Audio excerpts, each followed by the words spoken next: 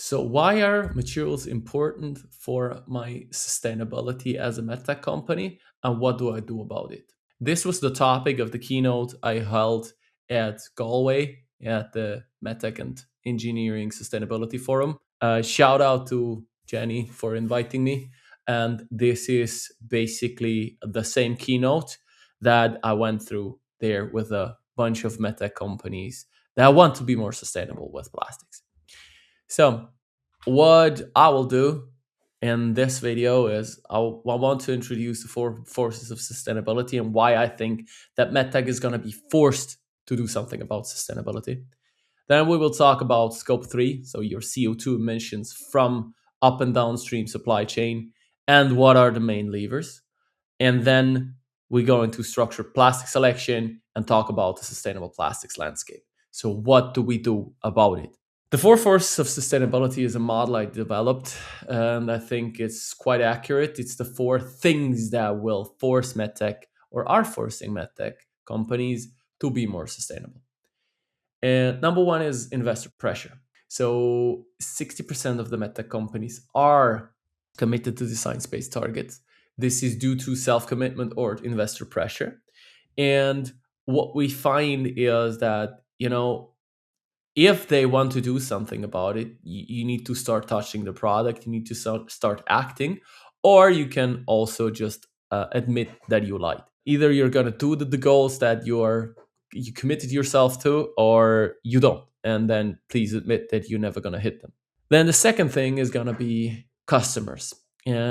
Hospitals equate sustainability with waste, and where you have single-use waste products, so where you do single-use consumables, endoscopes, auto injectors, injectors, pens, wearables, packaging, surgical devices, those kind of devices, then you will get a lot of customer pressure, and customers will start to write this in their tenders. So what we see is maybe the NHS is going to push the hardest for sustainability, but also, Nordics, Denmark, Ireland are starting to incorporate sustainability in their tenders. Then you have a very nice feedback loop. The competition and where the competition is acting is going to influence how your customers react. So when there's something on the market, sustainable medical device, what's happening is the customer says, it's like they're able to do it. Why aren't you? And that's a really valid question. And you then do not have to figure, does the customer actually buy that stuff? Does the customer actually care about sustainability? Like, you have that question answered. Like, they're buying the stuff, the device from your competitor. So them, you can be damn sure that it works and that you can sell it. And then you get a FOMO, fear of missing out, because you will take 1, 2, 3 years to develop that device, and your competitor will have free reign on the market with the device. And then whoever is not moved by their own commitments, their customers, or their competition, they're going to be moved by regulations. PPWR is hitting this year, but I think the sleeping giant is the ESPR, Eco Design for Sustainable Product Regulation. If that comes for a medical device, it's going to be bigger than the PPWR and the MDR combined, times 2, I would say. And that is going to happen in the next 3 to 5 years. I think 2030 is like the last time you will be able to ignore sustainability as a product development criteria. But I'm gonna lay that out and why you need to touch the product. So these are the medtech companies that are committed to science-based targets. If you go through the 100 biggest medtech companies, you get 49 of which are science-based target initiative committed. That means they want to reduce the carbon footprint, including the so-called scope 3, so emissions from the supply chain. And if you look at the Swiss Medtech data for the Med Zero roadmap, so what they did is they did a survey for medical device companies in Switzerland, and they found that, scope 1 and 2, like your electric cars, your solar panels, they're like solving 5% of the problem. But the biggest problem is materials and use phase. So if you have an electrical medical device, like a ventilator, it's gonna be roughly 10 times more impactful in its use phase, so using electricity over 10 years, for example, than at its creation. So maybe like 200 to 300 kilos of CO2 when you create the ventilator, and then 2 to 3 tons of CO2 when you use the ventilator. So, the biggest efficiency that you can get here is improving the energy efficiency. If you have something like a consumable, then it's going to be your materials, the materials that you choose, the PTFEs, the PVCs, the materials, the plastics that you use. So this is why you should care about material selection, not because it's somewhat of a cool topic, which I personally think it is, but I'm a nerd. It is because it solves the biggest problem, or the biggest lever is your materials. But materials is also the most difficult to challenge because it's the product. The product is the holy cow. You cannot change it because of regulatory, and here we need to start having a mindset change in medtech, just see what we can do better. Just having it as a criteria, material selection does a lot. And now I'm going to walk you through how I do material selection to solve this problem. So as a rough outline, it's going to be, understand your market and your product, understand your product requirements, then search materials and do a recommendation. This is a rough outline. So number one is we need to understand the product, and we need to reduce it to the core function. The more bells and whistles and requirements we add, the more difficult it's going to be to find a cheap and environmentally friendly alternative. Then we do risk-based requirements. So depending on how much the device is invasive, the higher the biological and clinical risk, the more scrutiny we need to apply, obviously. But we also need to understand the economics. We need to understand the reimbursement, the tenders, etc. Like, what price can we charge for this? What can we get it reimbursed for? Then we need to understand which markets do we want to sell this to. And with that, we will understand the regulations. And then on top, we need to add, what do we want to do in terms of sustainability? Is 30% CO2 footprint reduction, is that okay? What kind of KPIs are we applying? What is going to be the thing that we measure sustainability with? And then we need to translate this. So the market requirements and the price requirements and the regulatory requirements need to be translated in requirements. The technical, the economical, the regulatory, the processability, and of course the sustainability requirements. So we need to gather those, and then we need to give them a weight. What do I care the most about? Because, there's always trade-offs. There's always the law of conservation of misery going on. So if we want extremely good mechanical properties, the price is probably not going to be very cheap. So the better your properties, the better your quality, the higher the regulatory scrutiny, the more increased the price is going to be. There's always trade-offs. And then we need to say, okay, this is the most important to me. So we weight these requirements. And I'm going to give you a tool to do this within a few seconds. And then after we have all the requirements, we have them weighted, we need to gather alternatives. We can do that with databases. We can do that with searches. We can do that with supplier recommendations. We can also use what we have or what our supplier has in-house. And then we run a so-called holistic value analysis. So what we do is we take each alternatives, we rate them in each requirement, and we multiply that by the weight. So, a deviation in something that is very important is weighted stronger than a deviation in something that we said it's not going to be that important. And then we summarize the points that an alternative gets. And then in the end, this rank orders the list of materials, which gives you the best, which of course is going to get you to the recommendation, but it is also going to give you alternatives. So the result is going to be, this is the recommendation, but option B and C exist and they work too. But option D, E, and F, they're thrown out because of killer criteria 1 or 2. So if you need this, I will give you our GradeMatch checklist to at least understand your requirements. And you need this done for you, you just go call me, because this is what we do all day. We do material selection for a living. We can also teach you how to do that. Then the real work starts. It's like we have a recommendation, but then we need to order samples, we need to build prototypes, we need to test against the requirements, and then usually we need to loop back because we learn stuff. That's just the nature of development. And what you should do, and what I really like to do, is you have a performance requirement, you have a cost requirement, and you have a sustainability requirement. And after each and every iteration, you calculate those three numbers. And if they're acceptable, you have a device. If they're not acceptable, you need to loop back. And with that is you have an iterative framework to get your device in goal for all of the three requirements: the sustainability, the economy, and the performance. And then in the end, if you're happy with whatever you did, you summarize your evaluation, and then you decide with all the stakeholders on board, because you want the buy-in. You don't want someone to challenge your material selection in 2 weeks time, in 2 years time, because of reasons. You need the buy-in from all the stakeholders to have a valid material decision, because if not, it's going to be challenged in the future. Good. So giveaway. You go either book a call with me, or you go on LinkedIn and send me a DM, and I will send you this Excel. It is our way of collecting the requirements. Here you see, the economical and sustainability, the regulatory requirements. However, what you also will get to is a bunch of other requirements like processability and technical requirements. So everything that we collect in order to understand the material requirements, it's completely for free, no strings attached.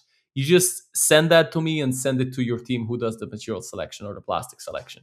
With that out of the way, let's go into, okay, what alternatives do exist? There's a bunch of alternatives in order to make your footprint better.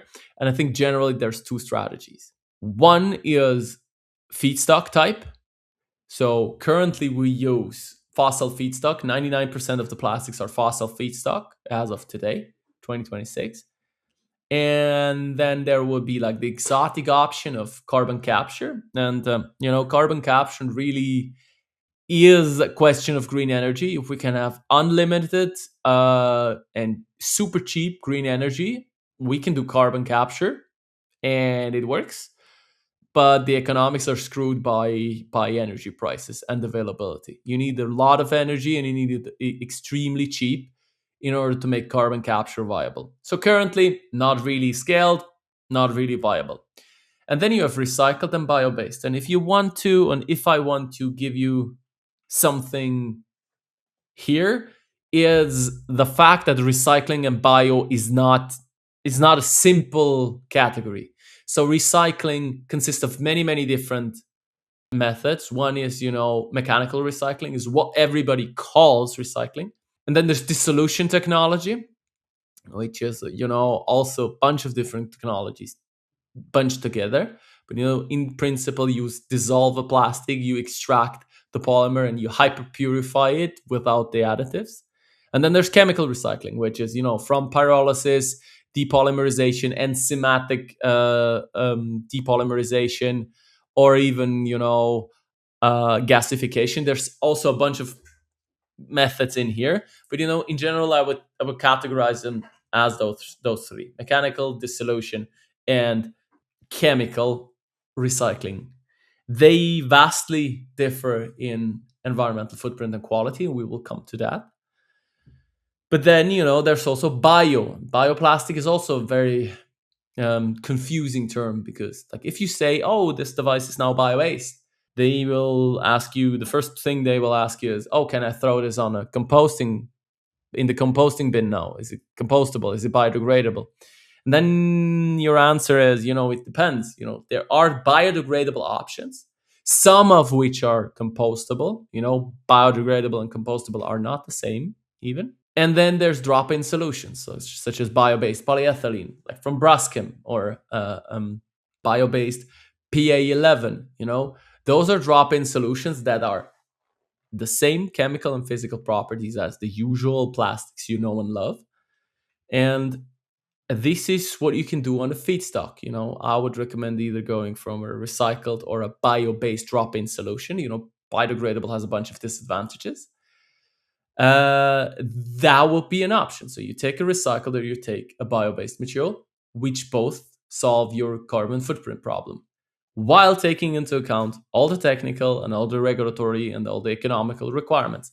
And then you make a weight decision that basically enables you to decide if it's worth it to pay this much in quality or in technical properties or in money terms for the improved footprint.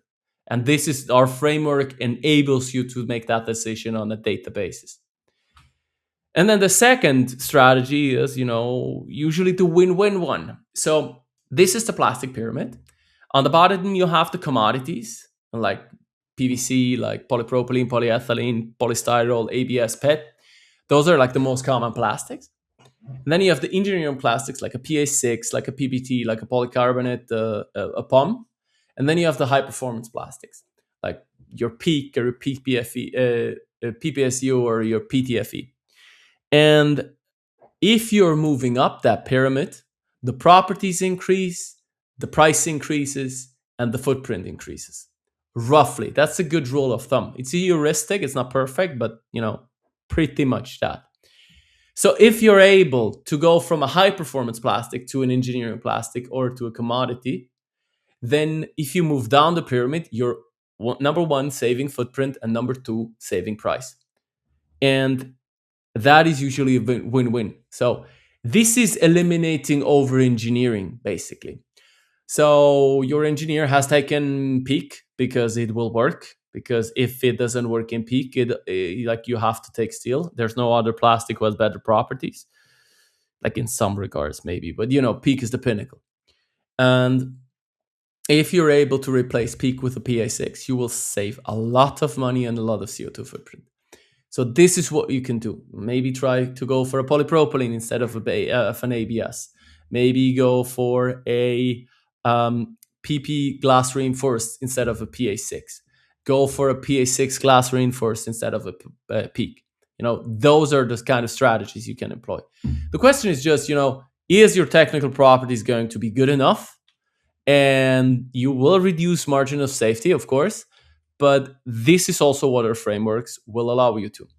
And then, what I want to bring in as well is medtech is between crutches and implants. You have to apply a risk-based approach.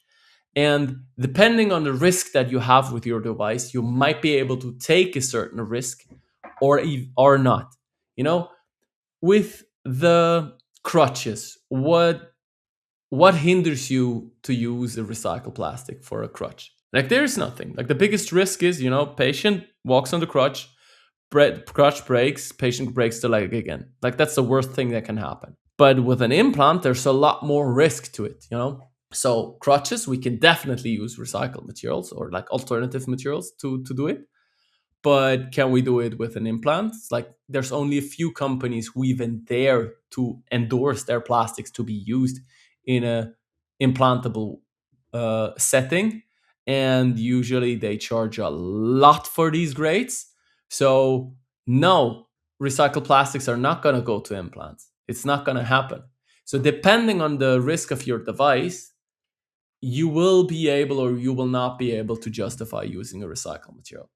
And, spoiler alert, there is going to be the possibility to use recycled material. It's not impossible to do that. It's like the MDR doesn't say it's impossible. It's just, it has to be as safe and as effective as a virgin plastic. And where this border is where we can't use it from a technical perspective and from a safety perspective, and where we can use it, that number one depends on the type of recycled plastic and, on the risk. And it's currently a little bit unknown. Like nobody really knows where the border is. So this is one of my favorite slides. The environmental impact and the quality. I told you that recycled plastics is not recycled plastics. This goes into more detail for this. So we have on the bottom half, on the x-axis, we have the environmental impact, and we have the quality of recycled plastics on the y-axis. This is heuristics. It's like in general, this is a broad categorization. Is mechanical recycled materials they have usually low environmental impact, but also low quality. And then for post-industrial mechanical recycled materials, it's a little better because like the source of the quality is a little better. But in general, they have extremely low environmental footprint. So from an environmental perspective, you want to choose something that's mechanical recycled as much as possible because it has the smallest environmental footprint. However, the quality is also low. And what we see is the direction of, or the trend is that it is more environmental footprint for better quality. So we invest in quality by making better sorting, making more washing, like improving the analytics behind everything. And that is what we see. So more effort to be better in terms of quality. And then if you have chemical recycling, they're like a pinnacle. They're very good in terms of quality. So they're virgin like medical grades from mechanical or from chemical recycling sources. But the efficiency in terms of energy and the environmental footprint, that needs to come down again. We need to employ stuff like catalyst systems, like improved yield and all that stuff. And chemical recycling is not there yet, I would say, in terms of environmental footprint. It's also about using green energy to do the recycling, the chemical recycling. And then there's dissolution technology, which is kind of in between, has pretty good quality, pretty moderate environmental footprint. And I also see like a little leeway in terms of quality and environmental footprint to be improved, but since it's a younger technology. And then it's always the question, where is the threshold of your medical device? So what quality does your medical device need? For a implant, the quality threshold is very, very high. So probably even the chemical recycled is not available in implantable grades. And then for a crutch, the bar is pretty low. So always think about this. What quality threshold do I need? What kind of service level? What kind of technical constants do I need in order to make my device work? And then you can try to implement recycled plastics with this. So this is the framework that I use. And then the last thing I want to give you is, my way of thinking about recycled versus bio-based. And I think recycled versus bio-based comes down to the following, where in the plastic pyramid am I? So we have three contestants that are from the commodity, polypropylene, from the engineering plastics, polyamide, and from the high performance plastics, PEEK. And this is, it's a heuristic, and it's the figures are rough, but they're in the right order of magnitude. So if you do a polypropylene, it's roughly 2 kilos of CO2. Maybe it's like 1.6, maybe it's a little higher, but roughly 2 kilos of CO2. If you do bio-based, then with the biogenic carbon, you'll get a reduction that will get you below zero, which, I of course know that some will criticize that number. You cannot be negative according to certain standards, but the CO2 saving is significant compared to what you can achieve with mechanical recycling. Mechanical recycling will get you down 2/3 of the material's impact, which is certainly good, but it's not as good as bio. So for commodities, bio saves a lot of CO2 in terms of percentage. But the bio-based or the biogenic carbon, that's usually between 2 and 3 kilograms of CO2, depending a little bit on the plastic. So if you go to polyamides even, you reduce your CO2 footprint around by half. But if you do it with mechanical recycling, you'll reduce it a lot more. Since mechanical recycling is kind of constant in its environmental footprint, not perfectly constant across all plastics because some melt at higher temperatures, but it's usually just shredding, sorting, hot washing the plastic, and then putting it through an extruder. And that's kind of constant per kilo. So PEEK doesn't use 10 times more energy and environmental footprint to process. It's just a little bit higher.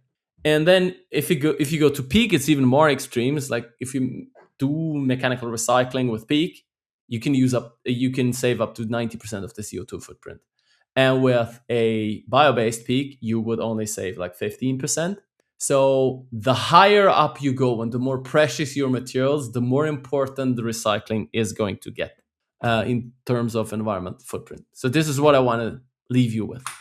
Then, if you want to build expertise on this, and I think this is like the key challenge, building expertise with it, of course, like challenging the status quo, the mindset, setting up the systems to make innovation possible. That this is all important, but in the end, it's going to be the expertise, the ability to make a structured material selection, the ability to calculate an LCA, the ability to understand the regulations, the ability to do eco design properly. This is what is going to give you the difference. And this is why we have built a GradeMatch program. This is a online learning platform where your engineers, your R&D can learn at their own pace with very practical advice on how to make your devices more sustainable. We have always fresh content, so we are constantly updating this. And we also offer one-to-one coaching with it. So whenever you have a question, whenever you need an expert to look at whatever you have come up with in terms of material selection or eco design, then that is also included. If you're interested, reach out to me. There's a link in the description. And if you want to talk, here's a QR code. So go ahead, book a call with that QR code, show up with your questions, and I will answer them for 45 minutes, 100% for free. Good. So then help the algorithm and help yourself. YouTube likes if you like, comment, and subscribe to videos, because then it will show you more of this. And if you found them valuable, just do that. Leave a like, leave a comment, or ask a question, or give me a request, because I always love that. I love to hear what you like and what you don't. So yeah, thank you very much for watching, and until the next time.